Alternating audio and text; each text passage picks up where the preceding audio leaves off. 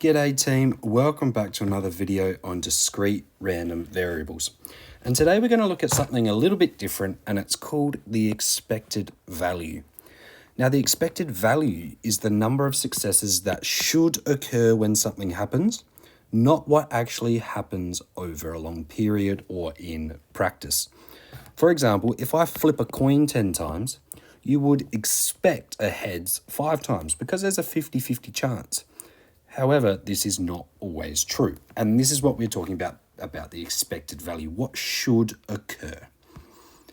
So if there are n trials, so we're doing something n times, and an event has a probability p of occurring in each trial independently, the expected number of successes or the event occurring is n times by p. So a nice quick example, I kick a set shot 2 out of 3 kicks. How many goals would you expect me to kick if I took 60 shots on goal? Now, we need to find n, so the number of trials, which is 60 shots on goal. And we need to find the probability p, which is 2 out of 3 kicks, so 2 over 3. Now, the expected amount of goals is just 60 times 2 over 3, which is 40 goals. All right, so not a bad effort on my part. But nice simple question and pretty logical in its sort of working out.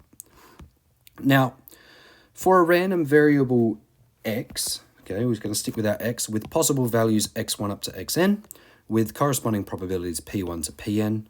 The expected value of that random variable, we denote it with a capital E and our variable x, but it's actually also equal to the mean. So we looked at the mode and the median yesterday, and now we're looking at the mean. And we do that by multiplying the value of the event times the probability of occurring over all of the possible values that we have. So the big relation here is the expected value is equal to the mean. So if I ask you to find the average, the mean, the expected value, you know you're doing this process here. So let's have a look at an example of this. So we've got a probability distribution below. Now, I am including some things from the last videos as just a little bit of a touch-up and refresher, but then we're going to do this new stuff down the bottom here. So we want to find k in here. Now, we know for a valid probability distribution, all of my probabilities must sum to 1. So that means 2 over 7 plus 1 over 7 plus k plus 3 over 7 must equal 1. Now, if I add up all those fractions, I've got 6 over 7. So k plus 6 over 7 equals 1. Therefore, k must be 1 over 7. So let's go ahead and replace that in my table so we're not getting confused. Part B, find the mode and the median. Now, the mode is the one with the highest probability, which 3 over 7 is the highest probability, so my mode is 4. And then my median, I have to add up my probabilities until I reach 0.5 or more. So 2 over 7's less than 0.5, plus 1 over 7 gives me 3 over 7, which is still less than 0.5. So I add one more to get to 4 over 7. So that means my median is the value 3. Awesome. Now the probability that x is greater than or equal to 3, that's the same as the probability of x equal 3 plus the probability that x equals 4. Okay, so both occurring together.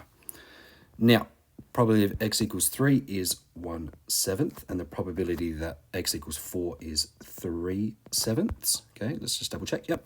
So that means the probability of it being 3 or more is 4 over 7. So let's now find the mean. So as we know the mean, we've got to multiply the value by the probability that that occurs. Now, the probability that 1 occurs is 2/7.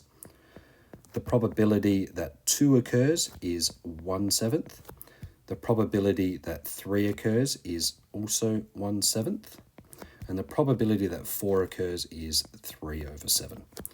So going through and adding these up, we've got 2/7 plus 2/7 is 4/7, plus 3/7 is going to be 7/7, plus 12/7 is going to be 19 over 7.